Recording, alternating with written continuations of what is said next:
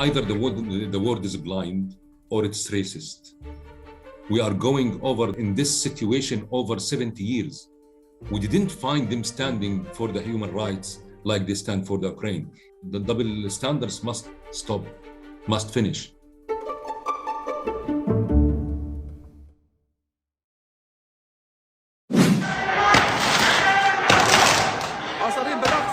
I want to ask anybody a question. Like, if in any country around the world, a military or a police raided a church or a synagogue, how the reaction will be?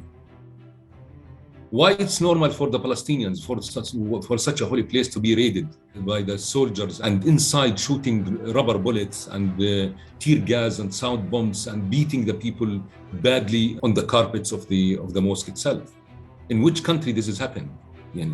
And why it will be looks like this is normal, and to accept the argument that this is like fighting the troublemakers. Who's the troublemakers? The troublemakers who standing on the gates of Al-Aqsa, they are harassing the people. I wonder how can anybody accept this without the soldiers and the military being invading and doing all this? Why the people will react?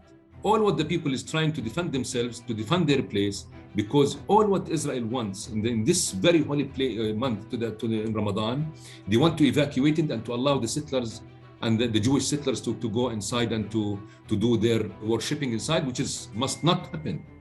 This is not their place to worship in. It is the third most holiest place for the Islamic world in general. They are provoking all these people by doing this.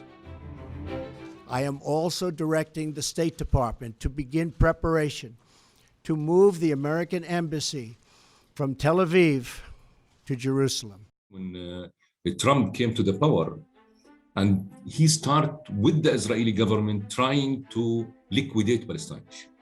And they start mainly with moving the American embassy from Tel Aviv to Jerusalem and recognizing the sovereignty of Israel on Jerusalem itself. This is complicated also the whole issue, because like this Israeli governments, like they take a kind of a legitimacy from the United States to continue their attack on the people in Al-Aqsa and in Jerusalem as well. And they accelerate their ethnic cleansing planning that they are doing, and also the intensify the invasions on the Al-Aqsa itself. So it became invaded by Knesset members, parliamentarians, by officials, by police, by soldiers. They're training from their settlers, fanatic societies. They start organizing big groups to Al-Aqsa. So every day they have a program of every day invading to Al-Aqsa. They want to make it like a de facto situation where they have the right to go to Al-Aqsa. They think that they can force the Palestinians to surrender and to accept the occupation, to accept the apartheid system, to accept the Israel controlling of their life, to accept the slavery that they are forcing on us. We are not going to accept this. Palestinians not going to accept that. They didn't accept it 70 years ago, and they will not accept it today. We signed Oslo, and we think that's going to bring for us a peace. It's brought us one of the worst colonial apartheid system because of the international community silence, because nobody wants to put Israel accountable for all the crimes that they are doing. People here have a real worry about their holy place. And Al-Aqsa and Jerusalem for the Palestinians is something that can't be tolerant. This is a kind of a national responsibility, personal responsibility, and international responsibility. Also, cultural heritage responsibility to keep the identity of the city as it is, not to be Judaized and to erase the whole history of the city. That's what they want. And these fanatic settlers, they are very dangerous. There's no law that's controlling them.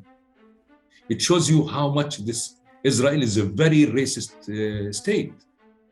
When it has a double law, a law that can, for a Palestinian kid, 13 years who throw a stone, he can go for 2 years in jail, and the settler who can kill a Palestinian and he go home without any question.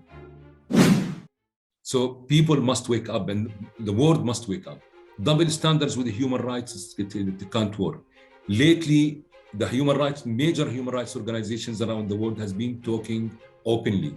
They were saying that this is beyond occupation, it's an apartheid. And if for the world, they still remember what does it mean apartheid, if they still remember what was happening in South Africa, they should stand up. And this must wake they're conscious that apartheid in South Africa is not accepted, also in Palestine shouldn't be accepted.